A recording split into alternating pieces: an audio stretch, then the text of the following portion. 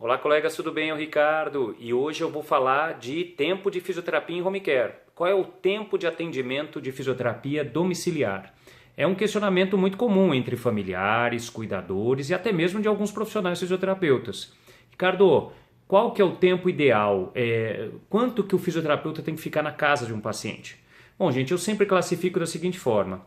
Tempo de fisioterapia, mínimo de meia hora, máximo de 1 hora, média de 40 minutos.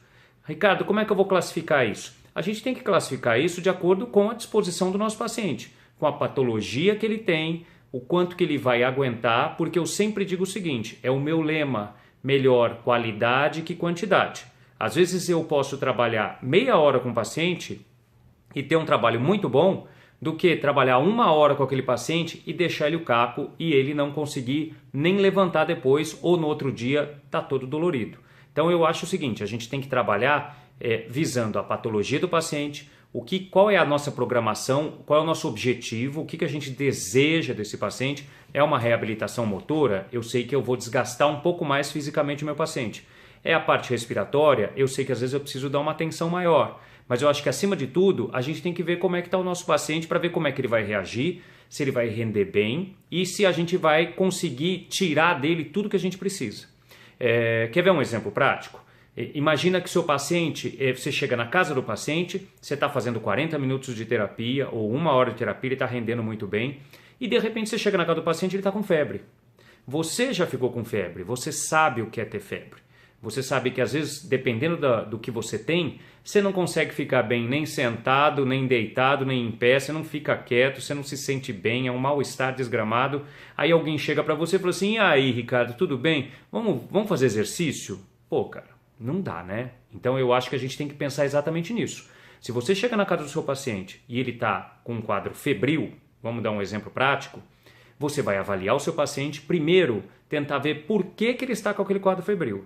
É uma coisa já esperada, é uma situação que ninguém estava esperando, pode ser uma piora clínica, vamos avaliar e vamos ver o que a gente pode fazer em relação a esse quadro febril.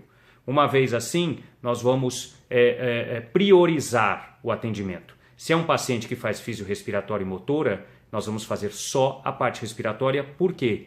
Porque é a prioridade, é a respiração, é o bem-estar da parte respiratória e cardíaca do meu paciente. É isso que me leva o paciente a ser reinternado. Então a gente vai priorizar a parte respiratória, mesmo porque se você tem um paciente febril, você não vai trabalhar a parte motora dele, você vai deixar ele descansar, você vai deixar ele reagir frente às medicações que ele vai ter que tomar para melhorar esse quadro e, logicamente, e aí vem a parte importante, você vai avisar o cuidador, o responsável, o familiar, por que você vai fazer um atendimento num tempo menor exatamente naquela situação.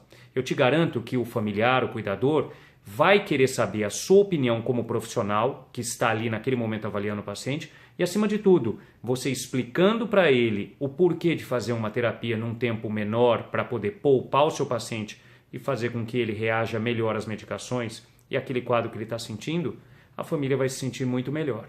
Então eu acho que isso é importante. Se o paciente está bem, está tranquilo, vamos explorar seu paciente, vamos trabalhar com ele, vamos tirar o melhor dele. Não está bem, está com um quadro que não era esperado, é um quadro respiratório, é um processo, um quadro febril, é uma situação em que faz com que o seu paciente fique um pouco mais debilitado, vamos priorizar o que você pode fazer em relação à parte da fisioterapia para ele estar melhor, estar estável e vamos poupar da parte motora. Tá certo? Eu acho que é legal a gente sempre estar conversando isso com os familiares, tá passando a sua situação, até mesmo o que está sendo feito da parte da fisioterapia. Por quê? Porque às vezes tem uma cobrança de tempo, né?